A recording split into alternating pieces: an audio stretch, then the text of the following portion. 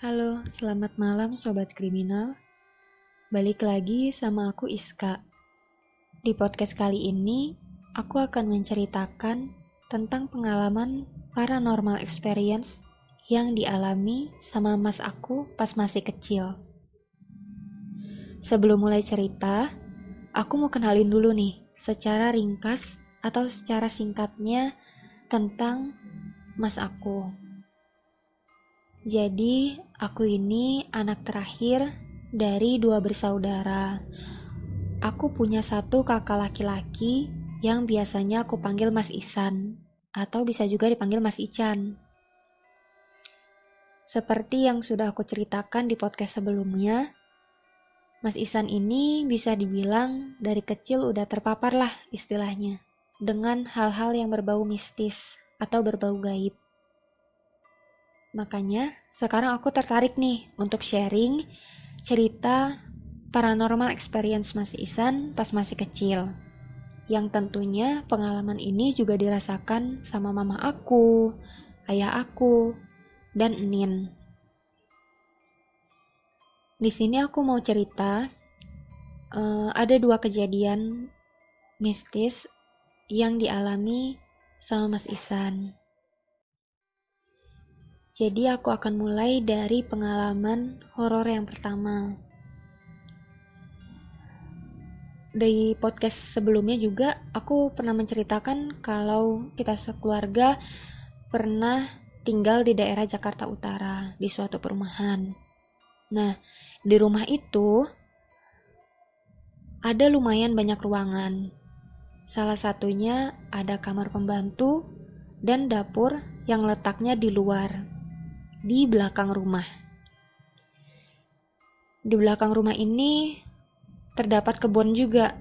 Ada pohon nangka dan pohon mangga yang besar. Mas Isan ini waktu kecil lumayan akrab lah sama mbak-mbak yang kerja di rumah.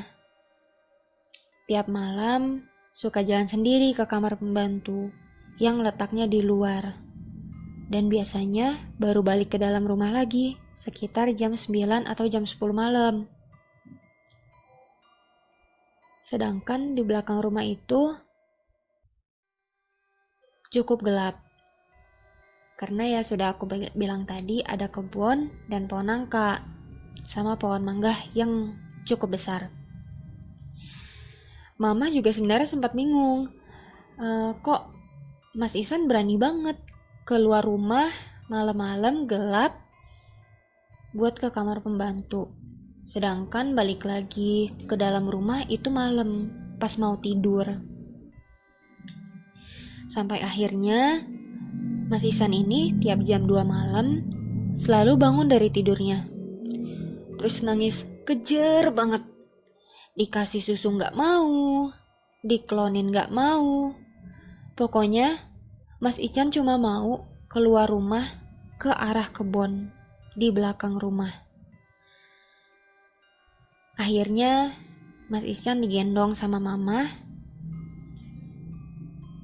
dan dibawa keluar rumah. Pas udah di luar rumah, Mas Isan langsung anteng sambil ketawa-ketawa nunjuk ke arah pohon mangga yang besar itu. Karena mama sama ayah ngerasa aneh, yang sebenarnya ngerasa sedikit takut juga.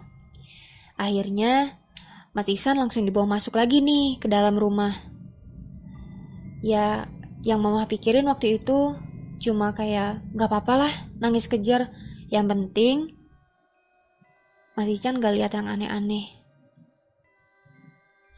Kejadian ini terjadi setiap hari selama beberapa hari. Setiap jam 2 nangis, terus minta keluar, nunjuk-nunjuk pohon mangga, ketawa. Terus bawa masuk ke rumah nangis lagi. Begitupun hari-hari berikutnya. Sampai akhirnya Mas Isan dibawa nih ke orang pinter. Jadi di perumahan ini ada salah satu tetangga yang memang biasa mengobati atau menyembuhkan seseorang dari hal-hal yang gaib gitu. Nah, katanya Mas Ihsan itu tiap malam selalu diajak main sama sosok nenek-nenek di atas pohon mangga. Si nenek-nenek ini senang sama Mas Ihsan dan suka lihat Mas Ihsan jalan sendiri keluar rumah buat ke kamar pembantu, terus masuk ke dalam rumah.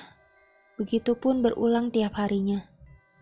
Karena nenek-nenek ini sering lihat Mas Ihsan sendiri keluar rumah di tempat yang gelap, nenek ini seneng.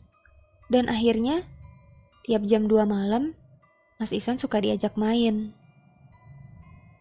Terus ayah akhirnya disaranin buat baca 2 ayat terakhir surat At-Taubah tiap habis maghrib dan malam sebelum tidur di telinga Mas Ihsan.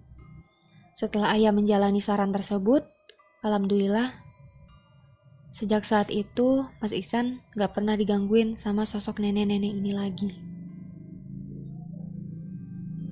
Singkat cerita lagi nih, Mas Ihsan waktu itu berumur 3 tahun dan aku berumur 1 tahun. Kita berjarak 2 tahun. Dan sekarang aku akan cerita tentang kejadian lainnya yang dialami sama Mas Ihsan. Jadi saat itu aku, Mas Ihsan, Mama, dan Enin pergi ke kondangan di Taman Mini. Nah karena acara kondangan ini di Taman Mini itu kan dekat sama Keongmas. Nah Keongmas ini kalau zaman dulu sih ya itu tuh terkenal hits banget untuk tempat wisata anak-anak buat nonton bioskop. Isi filmnya ya macam-macam, ada film dinosaurus, terus bawang merah bawang putih, film legenda Keongmas dan lain-lain. Nah karena Mas Ihsan senang dinosaurus, akhirnya kita ke Keongmas nih. Waktu itu sekitar siang. Nah karena waktu itu lagi weekend, jadi jadwal film yang siang hari habis semua. Adanya yang sore. Sebenarnya sempat mau ganti film, jadi bukan film dinosaurus, tapi film yang lain lah. Masih film edukasi juga. Tapi Mas Ihsan tetap mau nonton film dinosaurus. Ya udah akhirnya Mama beli tiket yang jam sore, film dinosaurus. Nah, ya namanya anak-anak ya. Anak kecil pasti seneng banget sama yang namanya film tentang hewan kayak gitu. Apalagi anak laki-laki, pasti seneng banget yang namanya hewan buas. Entah dinosaurus, buaya, dan hewan lainnya pasti bakalan seneng banget. Akhirnya Mas nonton dinosaurus tuh, serius banget. Sampai pas filmnya habis, Mas Ihsan nangis. Ngamuk pokoknya, mau nonton lagi. Dan saat itu udah sekitar mau maghrib. Semua udah pada capek, tapi Mas Ihsan cuma bisa nangis, ngamuk, dan mau nonton lagi. Mas Ihsan ngamuk bilang, pokoknya Mas Ihsan gak mau pulang. Mas Ihsan mau nonton lagi. Mas Ihsan gak mau pulang.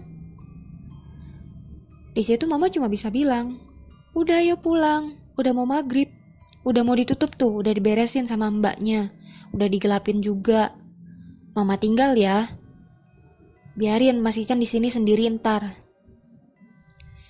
Dan dengan takaburnya, Mas Ihsan bilang, Mas Ihsan gak takut, biarin aja Mas Ihsan sendiri di sini. Mas Ihsan gak apa-apa sendiri di sini.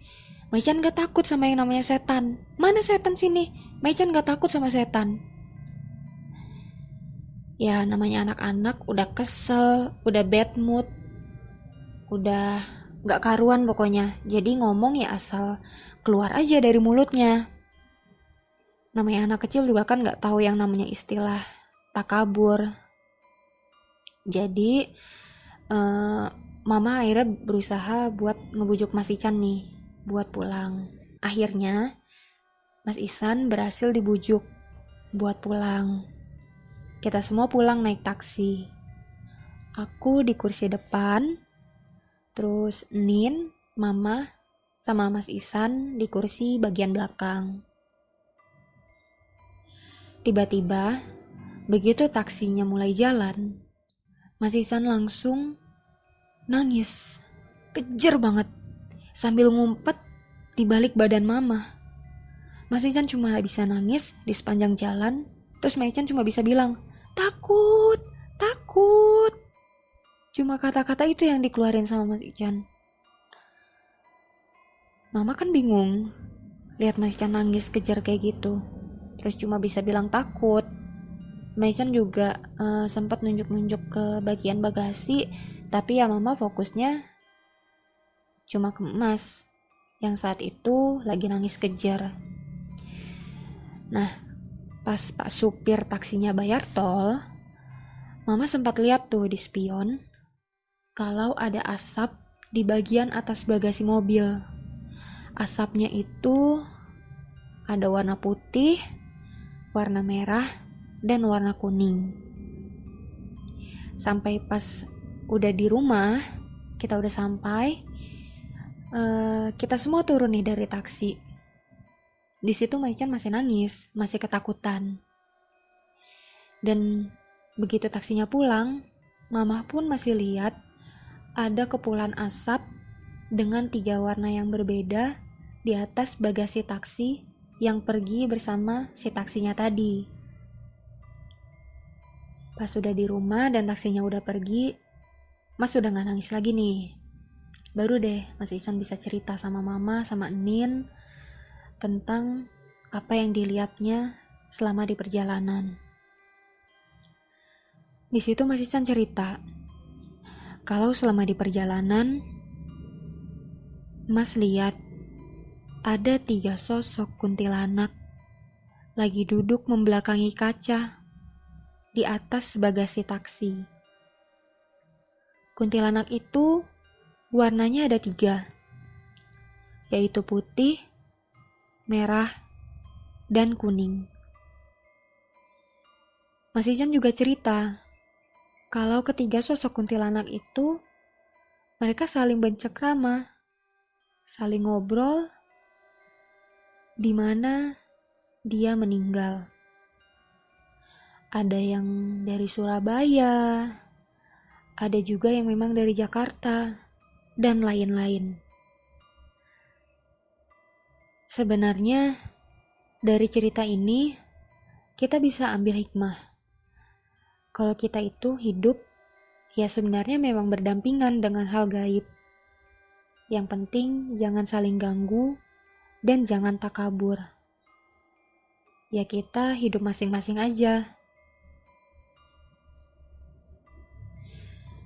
Kira-kira begitulah beberapa cerita pengalaman paranormal experience yang dialami sama Mas Ihsan pas waktu kecil. Sampai sekarang pun cerita ini masih diingat oleh Mas Ihsan.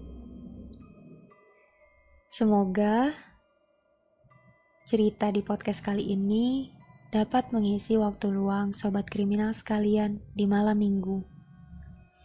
Jangan lupa like, komen, dan subscribe. Jangan lupa juga untuk nyalain notifikasi loncengnya. Ditunggu ya kelanjutan kisah paranormal experience lainnya. Terima kasih sudah mendengarkan, dan selamat malam.